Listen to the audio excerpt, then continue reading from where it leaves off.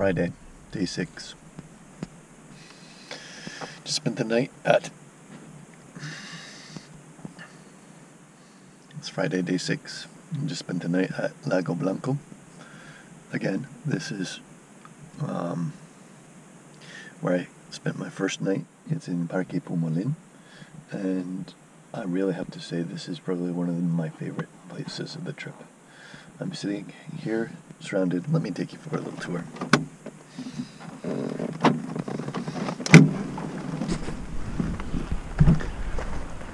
I'm sitting here surrounded by greenery. Ignore the truck. They pass every once in a while, but for the most part I'm sitting here surrounded by greenery, lush greenery, listening to the call of birds, frogs and whatnot. Earlier there was a hummingbird that came and visited me, just kind of humming around. So they have these little campsites. You can see them there.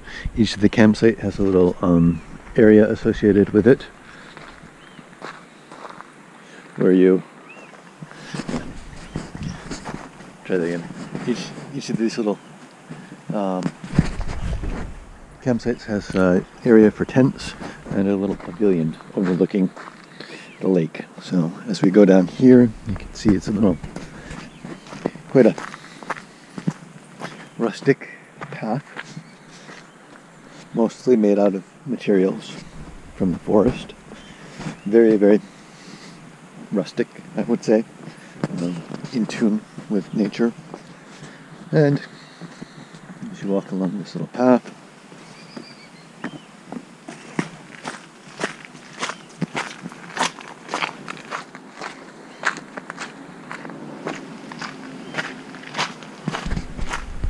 you find yourself garbage and then a little pavilion which overlooks the lake.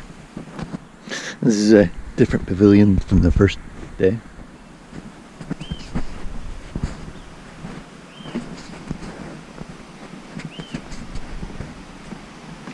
But as you can see,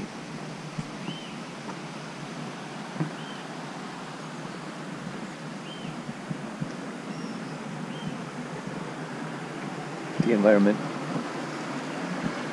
is simply stunning. Really. Mountains shrouded in clouds. All over there in the distance, you can see that there, where there's lack of trees. That is the base of Chaiten, the volcano, and that went off 2-3 years ago. Maybe a little bit more, can't remember.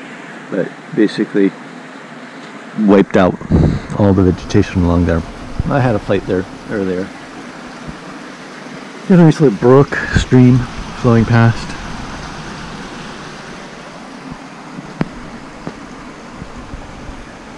Yeah.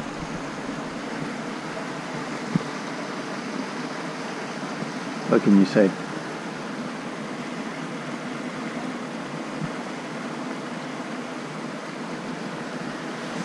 This park was founded by Douglas Tompkins. He spent a fortune buying up land here in Patagonia to create this park. It's actually a private park, and he's opened up for public use. So these campsites are all free, completely free, which is incredible. Even the Chilean government charges for campsites. At the Parque Nacional in Queulat, they were charging about $5, or no, sorry, £5, 5,000 pesos for one night, which is about $10 a night. This is completely free. The only restrictions: don't light bonfires, don't destroy the property, which obviously some idiots can't abide by, and don't make noise, be respectful, don't leave trash. So it's really it's not hard things to do. I'll have to excuse the trucks. The ferries come every once in a while, and these are the trucks going towards the ferry and coming from the ferry. But this is the lake. This is Lago Blanco. As you can see, it's, I don't know, just awesome. I just enjoy being here. Enjoy the sounds. Enjoy the sights. Enjoy relaxing. I had contemplated flying today. I'm not sure I'm going to. We'll see. I'd like to hike up Lago, in the volcano in Titan, and get a flight up there. But I'm not really feeling very motivated. I'm just enjoying the time sitting here reading, enjoying this lovely, lovely view.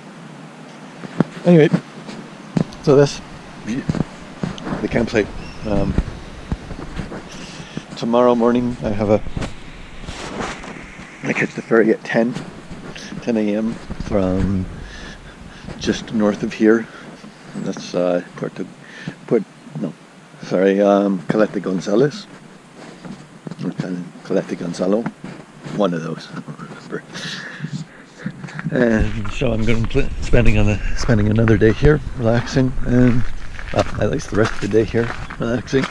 And then I'll go down to the Caleta tomorrow to catch the ferry and begin my journey back north. The civilization, as much as I don't want to. Anyway, that's it.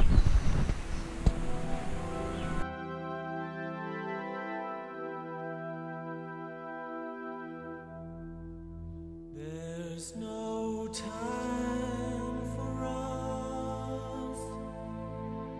There's no place for us.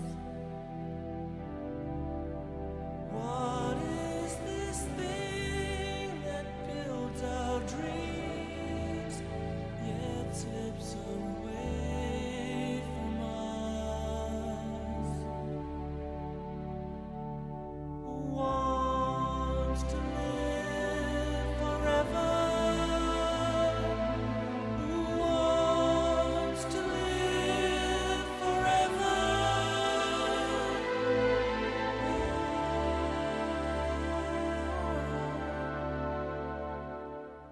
There's no chance for us. It's all decided for us. This world has only one sweet moment set aside for us. Who wants to live forever?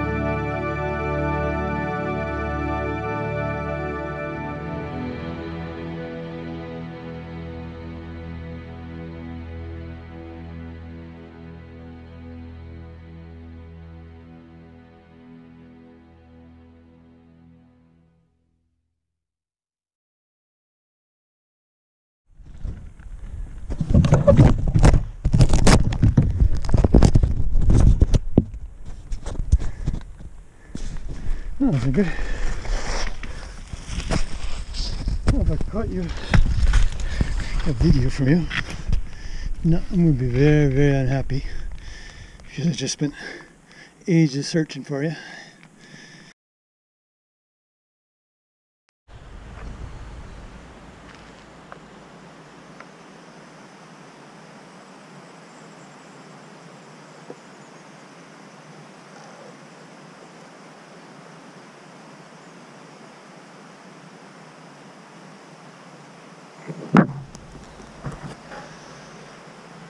Day 7.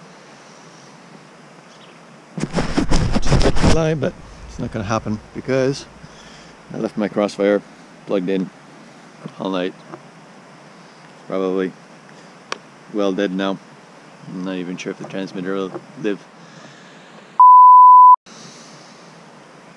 Well, yesterday was an unmitigated disaster, basically. I hiked up the Chaiten volcano.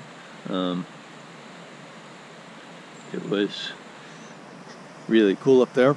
I flew one pack and kind of lost where I was. So I put the quad down where I thought I could find it, and I did find it. Unfortunately, there's a steep incline, steep hill that I didn't think I could get back up. So I made the decision, yeah, I'm going to go down an alternate route instead of go down the trail. And that was probably one of the worst decisions I've ever made. The first part was easy. The last kilometer was a nightmare. At one point I got stuck halfway down a cliff. I had to crawl back up. I was out of water.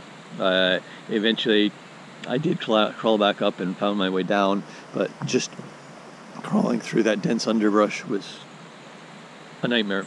Really, really a nightmare. It just took everything out of me. I sprained my ankle. I broke my walking sticks. I lost my sunglasses, and I lost the quad as well because the quad was strapped to the backpack, and I was just trying to. Okay, I'm not sure what that was all about. Just cut off. So at one point, I was trying to pull through underbrush, and I think the quad just fell off. Just stayed with the underbrush. So, and by the time I realized that, I was like, nope, I'm not going back. I barely made it out of that underbrush with daylight. And I didn't really want to be spending the night there, since I do have to be on the ferry this morning at 10 a.m. So anyway, that was my day yesterday. I should have.